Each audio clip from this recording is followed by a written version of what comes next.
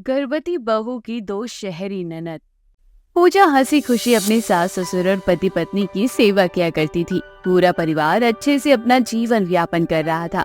ऐसे ही एक दिन पूजा की सास मंजू पूजा से बोलती है, अरे बहू, रक्षाबंधन पर शहर से तेरी दोनों ननद आ रही है। जरा तैयारी व्यारी कर ले, तुझे तो पता है ना उनका व्यवहार। हाँ जी माँ जी, आप बिल्कुल भी टेंशन मत लो। मुझे पता है दीदी को क्या क्या पसंद है और उनको कैसे खुश किया जा सकता है। मैं तो कुछ तैयार करके रखूंगी उनके लिए पहले से ही। इस बार तो उनको कोई भी शिकायत का मौका नहीं दूंगी, फिर चाहे वे जानबूझकर ही मुझे परेशान करने का मौका क्यों ना ढूंढ ले। सच में तूने बहुत समझदारी वाली बात कही है। तुझे तो पता ही है ना, तेरी ननद शहर में रहती है, तब उनके ठाट बाट थोड़े अलग हो चुके हैं, इसलिए कुछ दिनों की बात है। तुझे थोड़ा मैनेज करना पड़ेगा बहू। हाँ माँ जी, कोई बात नहीं, आपको ये सब कहने की क्या जरूरत है। घर परिवार का हिस्सा हूँ मैं भी, अच्छे से समझती हूँ सारी चीजें कि कब क्या करना है मुझे। आप बेफिक्र रहिए, इस घर में आपकी बहू नहीं बल्कि बेटी आई है। अगर हर लड़की की सोच तेरे जैसी हो जाए ना, उस घर में कभी लड़ाई झगड़ा नहीं होगा। कभी लोग अपनी बहू को बहू नहीं मानेंगे बल्कि बेटी मानेंगे। पूजा अपनी ननद के आने की खुशी में घर में साफ सफाई शुरू कर देती है। बड़ी ननद रितु को आलू के चिप्स बहुत पसंद थे। पूजा उसके लिए धूप में जाकर आलू के चिप्स बनाना शुरू कर देती है। साथ ही छोटी ननद मनीषा को बेसन के लड्डू बहुत पसंद थे, उसके लिए लड्डू बनाना शुरू कर देती है। यह सब देखकर सास बहुत खुश होती है और कहती है, अच्छा तो ननद की आने की खुशी में तैयारियां शुरू हो गई है मेरी बहू। वैसे अच्छा लगता है मुझे ये सब देखकर कि तू अपनी ननद की इतनी चिंता करती है। काश कि मेरी बेटियों को भी अक्ल आ जाती, क्योंकि भाभी कितनी अच्छी है और वह हमेशा तुझे तंग करने में लगी रहती है। अरे माँ जी छोड़िए ना, ये सब तो होता रहता है। बाकी मैंने सारी तैयारियां कर ली है। दीदी को लास्ट टाइम मैंने शिकायत का मौका दिया था, जब वो यहाँ आई थी तो मैंने उनको बेसन का लड्डू बनाकर नहीं खिलाया था। सब कुछ अचानक ही हो गया था। इस बार तो मैंने बेसन के लड्डू बनाकर तैयार कर दिए हैं और चिप्स बनाकर भी तैयार कर दिए हैं। ये तो अच्छी बात है बहू, चलो मैं जा रही हूँ, थोड़ा मार्केट से सब्जी वगैरह ले आऊं। ऐसे ही कुछ दिन बाद पूजा की दोनों ननद शहर से अपने मायके आ जाती है। दोनों के पास दो अलग अलग सूटकेस थे, बड़े बड़े। वह दोनों अपने आप को हुस्न की परी समझते हुए अपने घर में आती है। तभी पूजा उनके पास जाती है और उनका सूटकेस उठाने की कोशिश करती है। तभी मनीषा गुस्से में पूजा से बोलती है, हे भगवान, तुम्हें इतना नहीं मैनर्स है कि किसी की चीज छूने से पहले उससे परमिशन लेनी चाहिए। माफ करना दीदी, मैंने सोचा क्यों ना आपका मैं सामान उठाकर कमरे में छोड़ दूं। आप लोग थक गए होंगे ना, इसलिए। थोड़ी देर में दोनों अपने अपने कमरे में चली जाती है। कमरा देखकर दोनों अजीब सा मुंह बनाकर बाहर आकर अपनी माँ से बोलती है, क्या बात है माँ, कम से कम हमारे आने के लिए हमारे कमरे तो साफ करवा देती। अरे आपकी बहू से अगर इतने काम नहीं होंगे तो क्या ही फायदा आपकी बहू का। अरे हमें तो अपना कमरा किसी जेल से कम नहीं लग रहा है। ऐसा लग रहा है जैसे बरसों से साफ सफाई हुई ही नहीं है। हाँ, कोई इंसान रहता भी है या नहीं, इसलिए यहाँ किसी ने कोई अपनी वैल्यू ही नहीं दिखाई। सास अपनी दोनों बेटी की बातों को नजरअंदाज कर देती है। थोड़ी देर बाद दोनों डाइनिंग टेबल पर बैठकर खाने का इंतजार कर रही थी। तभी पूजा उन दोनों को खाना सर्व करती है। दोनों खाना देखकर अजीब सा मुंह बनाते हैं और कहते हैं, पूजा, अगर तुम्हें खाना बनाना नहीं आता तो मत बनाया करो इतना ऑयली। अगर हम इतना ऑयली खाना बनाएंगे ना अपने ससुराल में, तो हमारे ससुराल वाले गुस्से में हमें बाहर निकाल देंगे। और एक तुम हो, गवार की गवार रहोगी। वही तो, जब अपने मायके आओ तो हमारी भाभी खुश करने के चक्कर में कोई ना कोई मिस्टेक कर देती है, जिससे हमें गुस्सा आ जाता है। अरे दीदी, आप बिल्कुल भी चिंता मत करो, आप दोनों को खुश करने के लिए मैंने कुछ बनाया है, अभी लेकर आती हूँ। पूजा अंदर से अपने दोनों नंदों के लिए बेसन के लड्डू और आलू के चिप्स लेकर आती है और उन्हें देते हुए कहती है, दीदी आप दोनों के फेवरेट बेसन के लड्डू और आलू के चिप्स आप दोनों को बहुत पसंद है ना। लास्ट टाइम आप दोनों के लिए नहीं बना पाई थी, इस बार मेरे को पहले से ही पता चल गया था कि आप दोनों आने वाले हैं, इसलिए मैंने पहले ही तैयारियां कर रखी थी। हाँ हाँ ठीक है, अब ज्यादा अपनी तारीफ करने की जरूरत नहीं है, जाओ यहाँ से। पूजा बार बार उनको खुश करने की कोशिश कर रही थी, लेकिन वे दोनों बहनें मिलकर बार बार अपनी भाभी को ताने दे रही थी। अचानक से पूजा को चक्कर आ जाता है और वे जमीन पर गिर जाती है। यह सब देखकर सभी लोग घबरा जाते हैं। इसी तरह से उसे वह उठाकर कमरे में ले जाते हैं। वे पास के डॉक्टर को फोन करके घर बुला लेते हैं। चेकअप करने के दौरान पता चलता है कि पूजा माँ बनने वाली है। यह खबर सुनकर सास बहुत खुश होती है और कहती है, आखिरकार भगवान ने मेरी सुन ही ली। मेरी बहू माँ बनने वाली है और मैं दादी। अब तो मुझे मेरा पार्टनर मिल जाएगा। अब मैं पूरे मोहल्ले में लड्डू बांटूंगी, क्योंकि मेरे घर में इतना छोटा नन्हा मुन्ना मेहमान आने वाला है और ये मेरे घर का पहला छोटा बच्चा होगा। अरे माँ बस भी करो, तुम्हारी बहू अनोखी माँ नहीं बन रही है क्या जो तुम इतनी खुश हो रही हो? हाँ? खुश ना हो क्या करूं? पहली बार मेरे घर में कोई छोटा बच्चा आ रहा है।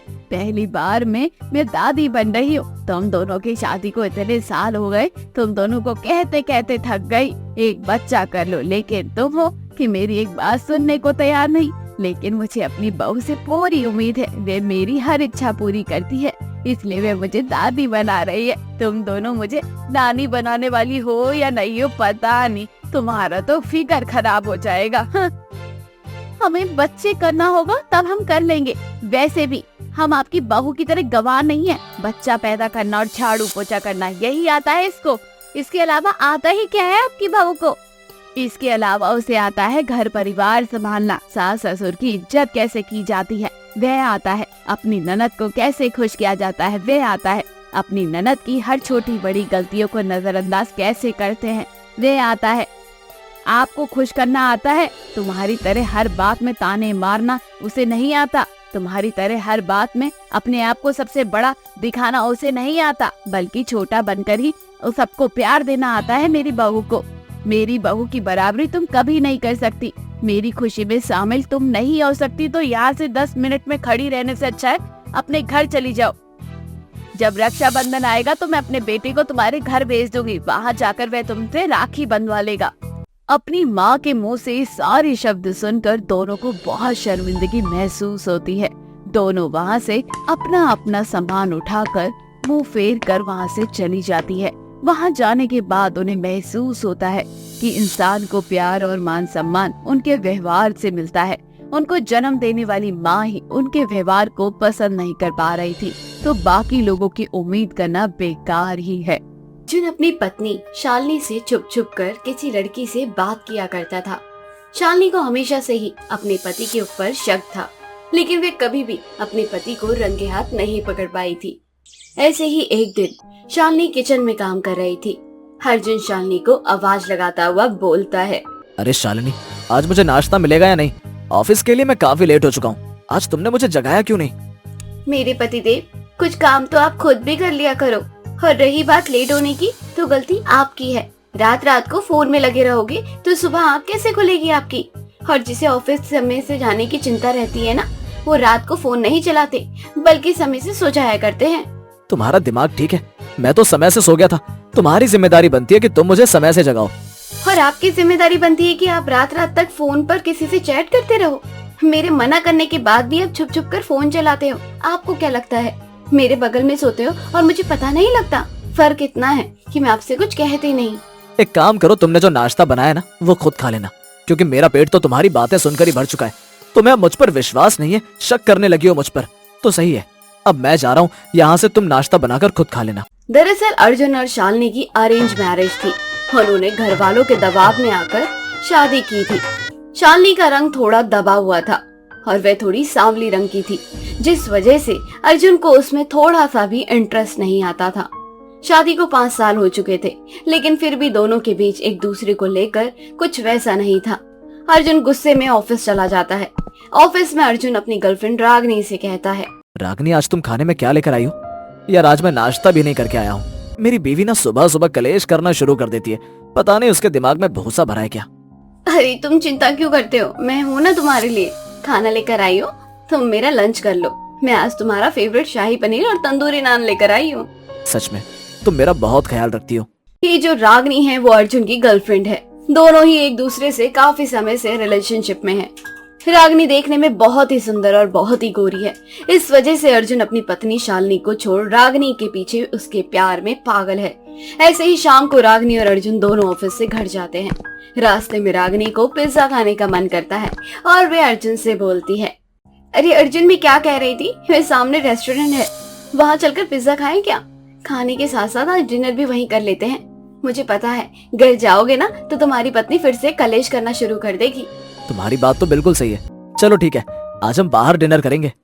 इस तरह से अर्जुन और रागिनी दोनों वहाँ डिनर करते हैं।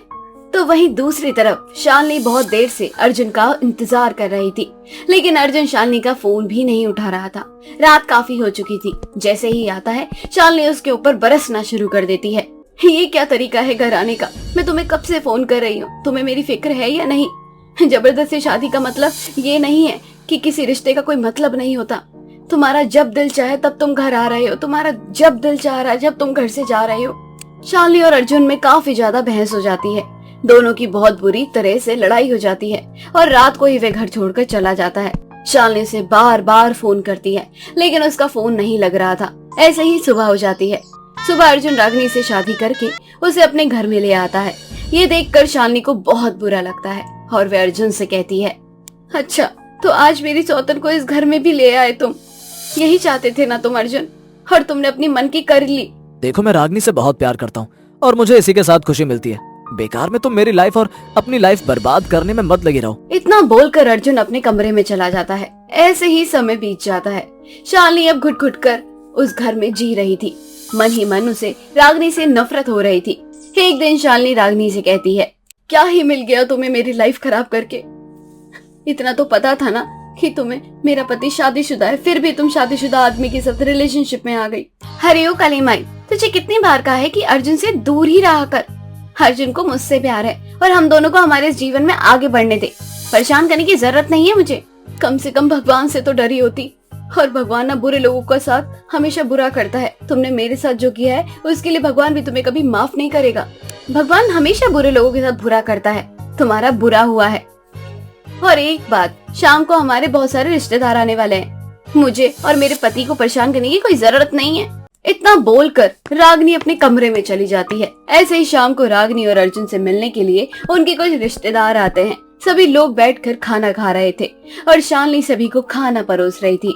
खाना खाने के थोड़ी देर बाद रागिनी का पेट खराब हो जाता है। सबके सामने वो बार बार शौच जा रही थी। बहुत चक्कर लगाते लगाते बेचारी के कपड़े खराब हो जाते हैं, जिससे सभी रिश्तेदारों के बीच उसकी बेइज्जती हो जाती है। तो लोग कुछ उसका मजाक बनाते हैं। इन सब से शालिनी को बड़ा ही मजा आता है और वे अपने कमरे में जाकर अपनी खुशी को जाहिर करते हुए बोलती है, अब आया ना मजा, मेरी जिंदगी बर्बाद करके अपने रिश्तेदारों के साथ पार्टी कर रही है। कैसा लगा बेइज्जती करके? अभी तो शुरुआत है, पूरी पिक्चर तो मैं बहुत परेशान कर दूंगी। अभी तो बस पेट खराब किया है, पूरी जिंदगी खराब करना बाकी है। मेरी शादीशुदा जिंदगी बर्बाद की है तूने, खून के आंसू ना रुला दिए। तो मेरा नाम भी शालिनी नहीं। अरे अगर मैं सांवली हूँ तो मेरा क्या दोष? मेरे माँ बाप ने जिससे शादी करा दी उसी ने मुझे इतना धोखा दे दिया। इतना बोलकर शालिनी बहुत खुश होती है। तभी वहाँ अर्जुन आता है और अर्जुन खींचकर शालिनी को एक थप्पड़ मारता है और कहता है, अच्छा तो ये सब तुमने किया है? क्या मिला ये सब करके? तुम्हारी वजह से मेरी बीवी के सबके सामने बेइज्जती हो गई। तुम्हारी एक गंदी शक्ल ना अब मुझे नहीं देखनी। ये घर छोड़कर हमेशा हमेशा के लिए चले जाओ, वरना मैं खुद एक घर छोड़कर चला जाऊंगा। उसके बाद तुम यहाँ अकेले रहना। अरे अर्जुन बस, और कितना परेशान करोगे मुझे? और आपको ये घर छोड़कर जाने की कोई जरूरत नहीं है। मैं ही इस घर को छोड़कर चली जाती हूँ। उसके बाद आप हमेशा अपनी दूसरी पत्नी के साथ अपने जीवन में हंसी खुशी आगे बढ़ना। शालिनी बेचारी अपना सामान पैक करके वे घर हमेशा के लिए छोड़कर चली जाती है। वे समझ जाती है कि बदला लेना या परेशान करने में कुछ नहीं रखा है, क्योंकि अर्जुन शालिनी से नहीं बल्कि रागिनी से प्यार करता है।